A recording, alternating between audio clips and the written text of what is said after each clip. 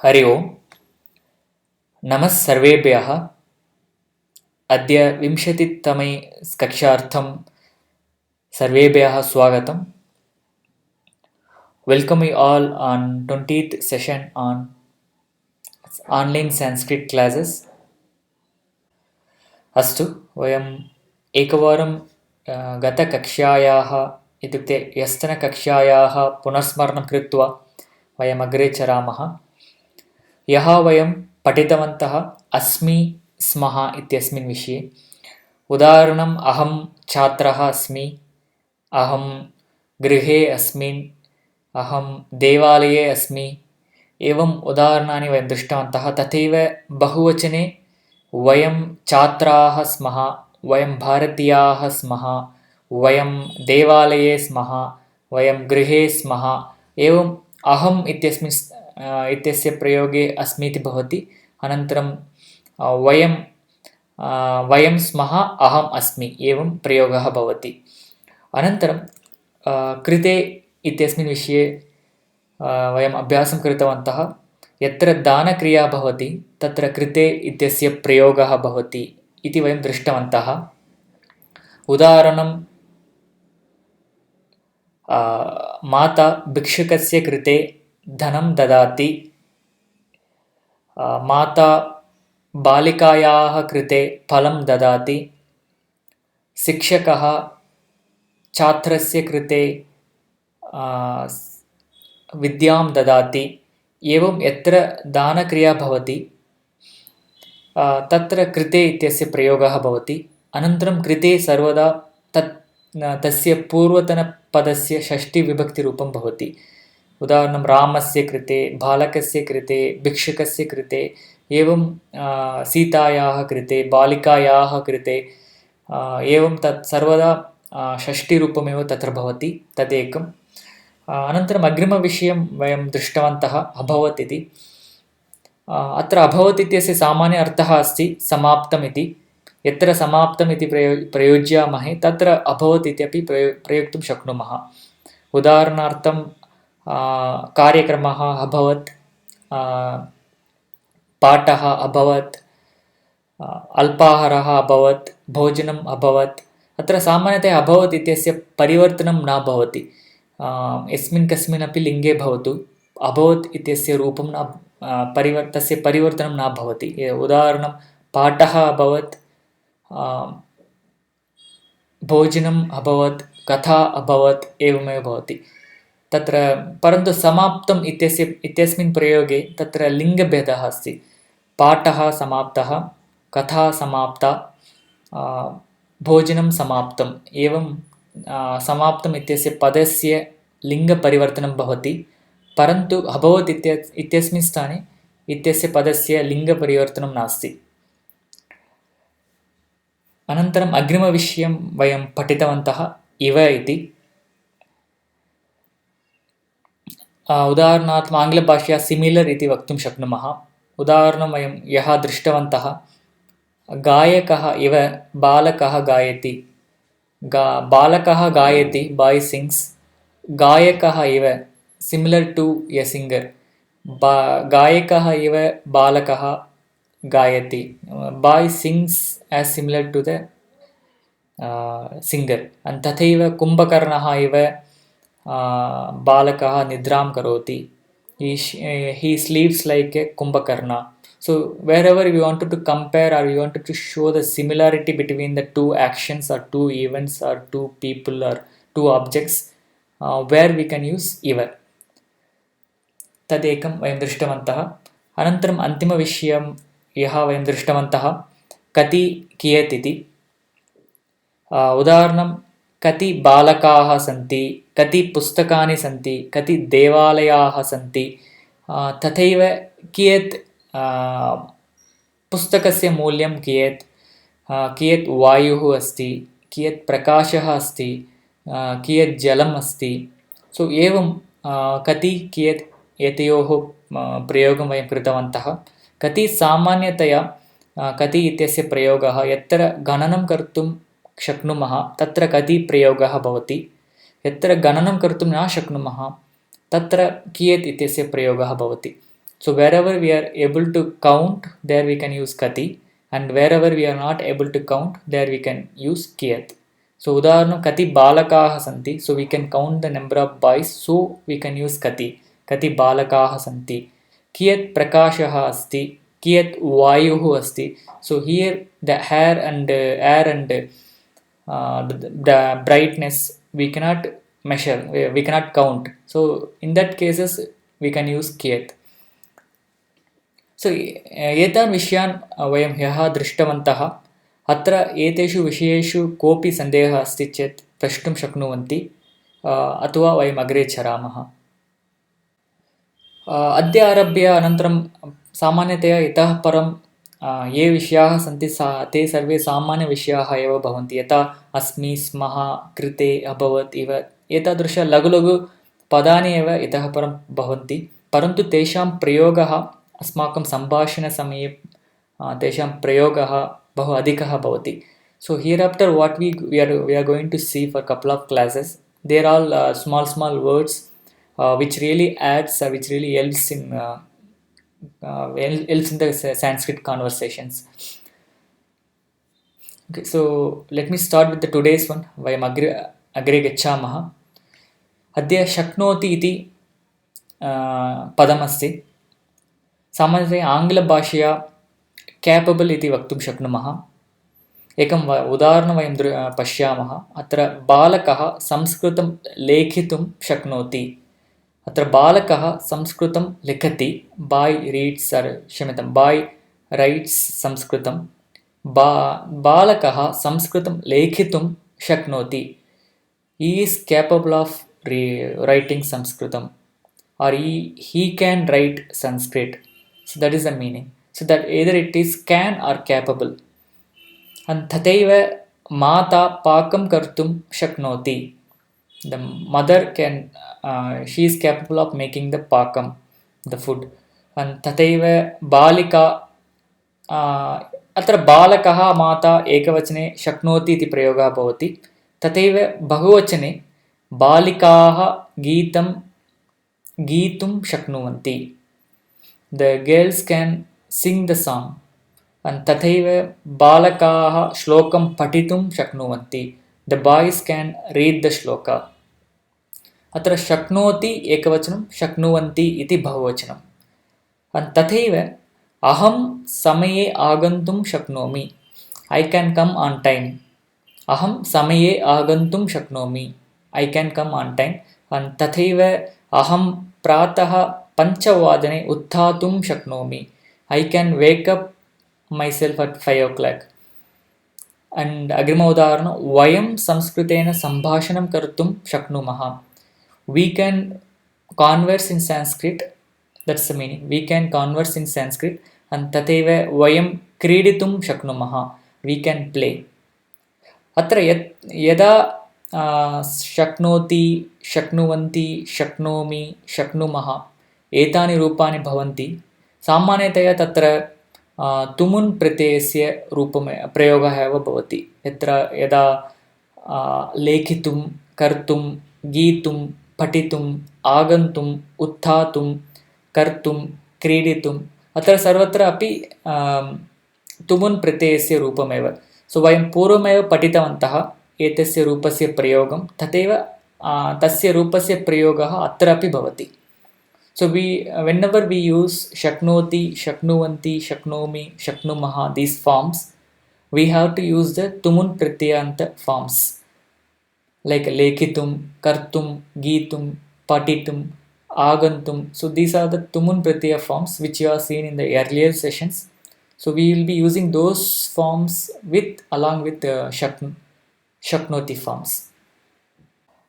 अत्र अद्य अग्रिमविषयः अस्ति इत्युक्ते इति.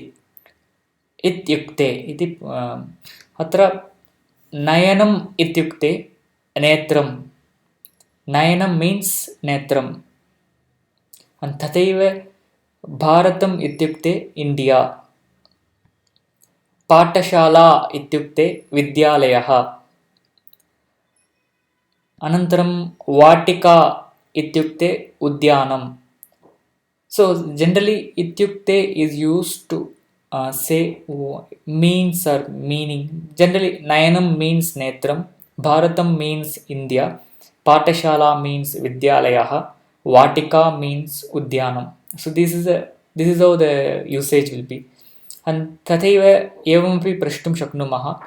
चुरिका इत्युक्ते knife, and बालकः इत्युक्ते boy. And if you don't know any word in Sanskrit, you can even use ityukte like knife ityukte Samskrita bhashayam kim, boy ityukte Samskrita bhashayam kim, Samskrita bhashayam balakah ityukte kim, churika ityukte kim. So एवं प्रष्टुं शक्नुवन्ति. अस्तु, अग्रिमविषयः अस्ति अन्ते इति. आङ्ग्लभाषया at the end इति वक्तुं शक्नुमः. उदाहरणं, मार्गस्य अन्ते देवालयः अस्ति. देवालयः अस्ति. देवालयः कुत्र अस्ति? मार्गस्य अन्ते देवालयः अस्ति. The temple is at the end of the road or end of the street. And तथैव मासस्य अन्ते परीक्षा भविष्यति. At the end of the month there will be examination. And वर्षस्य अन्ते विरामः भवति. At the end of the year there will be holiday. And सप्ताहस्य अन्ते शनिवासरः भवति. At the end of the week there will be Saturday. And कक्ष्यायाः अन्ते प्रार्थना भवति. At the end of the class there will be prayer. And कार्यक्रमस्य अन्ते जनाः गच्छन्ति. At the end of the event the people will go or people are going. सत्र अन्ते इति सामान्यतया at the end इति वक्तुं शक्नुमः आङ्ग्लभाषया. यत्र अन्ते इति भवति तस्य पूर्वतन वाक्यस्य षष्ठी विभक्तिरूपं भवति. षष्ठी फार्म्स्. मार्गस्य, बालकस्य, वर्षस्य, सप्ताहस्य, कक्ष्यायाः, कार्यक्रमस्य, एवं षष्ठी forms will be used along with ante. So like मार्गस्य अन्ते देवालयः अस्ति, like this. अस्तु, अग्रिमविषयः इतोपि इति. बालकः इतोपि सम्यक् गायति. बालकः सम्यक् गायति. Boy sings well. बालकः इतोपि सम्यक् गायति. He sings very well. इतोपि means more. He still more sings very well. And तथैव इतोपि सम्यक् खादतु. सम्यक् खादतु, खादतु you eat. इतोपि खादतु you eat still more. And तथैव इतोपि सम्यक् बालकः पठतु. The boy, let the boy read still more. And जलम् इतोपि आवश्यकं वा. जलम् आवश्यकं वा. Do you need water? जलम् इतोपि आवश्यकं वा. Do you need more water? And इतोपि समयः नास्ति. समयः नास्ति, time, there is no time. इतोपि समयः नास्ति, there is no more time or something like that. And इतोपि ददातु, give me more. अत्र एतादृश सन्दर्भेषु यथा wherever we want more of that particular action we can use itopi. So that gives the meaning of I need more, or let the boy sing more, or let the boy eat more, or give me more, or do you want water more. So in those cases we can use itopi. It's a very simple sentence, but it will be used very frequently while talking. अत्र अग्रिमविषयः अस्ति वारम् इति. एकम् उदाहरणं दृष्ट्वा वयम् अवगच्छामः. अत्र बालकः एकवारं ध्यानं करोति. बालकः ध्यानं करोति. The boy does the dhyana. बालकः एकवारं ध्यानं करोति. Boy does the dhyana one time. And माता द्विवारं पूजां करोति.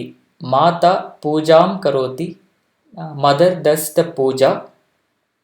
माता द्विवारं पूजां करोति. Mother does 2 times the puja. And पिता त्रिवारं वाटिकां गच्छति. पिता goes 3 times to garden. And भगिनी चतुर्वारं चायं पिबति. भगिनी drinks tea 4 times. And रामः पञ्चवारं देवं नमस्करोति. Rama does the namaskara of Deva 5 times, and Sita Shat Varam Abhyasam Karoti. Sita does the practice for 6 times. So अत्र वारम् इति सामान्यतया आङ्ग्लभाषया टैम्स् इति वक्तुं शक्नुमः. यथा एकवारं 1 time, द्विवारं 2 times, त्रिवारं 3 times, चतुर्वारं 4 times, पञ्चवारं 5 times, षट्वारं 6 times, and after this saptavaram, ashtavaram, navavaram, dashavaram, it will keep go on. So wherever we wanted to say the number of times I have done this particular action, or number of times a particular object or particular person has done that particular action, so you can use varam prefixed with the number. Ekavaram, Divivaram, Trivaram, Chaturvaram, and after that the numbers are same. Panchavaram, Shatvaram, Saptavaram, it keeps continuing. अत्र अद्यतनविषयाः समाप्ताः. अद्यतनकक्ष्यायाः संक्षेपः अत्र अस्ति. शक्नोति, शक्नुवन्ति, शक्नोमि, शक्नुमः इति वयं दृष्टवन्तः. यथा बालकः क्रीडितुं शक्नोति, बालकाः क्रीडितुं शक्नुवन्ति, अहं क्रीडितुं शक्नोमि, वयं क्रीडितुं शक्नुमः इति दृष्टवन्तः. अनन्तरम् इत्युक्ते, नेत्रम् इत्युक्ते नयनम्, अनन्तरं सूर्यः इत्युक्ते रविः, नैफ् इत्युक्ते छुरिका. सो एवं वयं दृष्टवन्तः. अनन्तरम् अन्ते इत्यस्य प्रयोगः. मार्गस्य अन्ते देवालयः अस्ति, कक्ष्यायाः अन्ते सूचना अस्ति. अनन्तरं एवम् उदाहरणानि वयं दृष्टवन्तः. अनन्तरम् इतोपि, यत्र कुत्रापि मोर् इति प्रयोगः भवति, तत्र इतोपि इत्यस्य प्रयोगः भवति. इतोपि जलम् आवश्यकम्, इतोपि पठतु, इतोपि स्वीकरोतु, इतोपि ददातु, एवं तस्य प्रयोगः भवति. अनन्तरं वारम् इत्यस्य प्रयोगः. अहम् एकवारम्, अत्र अहम् एकवारं ध्यानं करोमि, द्विवारं वाटिकां गच्छामि, त्रिवारं भोजनं करोमि, चतुर्वारं चायं पिबामि, पञ्चवारम् अहं श्लोकं वदामि, षट्वारम् अहं बहिर्गच्छामि. सो एवम् एकवारं, द्विवारं, त्रिवारं, चतुर्वारं, पञ्चवारं, षड्वारम् एवं गच्छति. अनन्तरं एते एव अद्यतनविषयाः. You can just visit sanskrit.today. So here you can see in the learning section, you can see the Sanskrit for beginners. The clicking on that will take you to the page where you can see all the sessions which happened till now.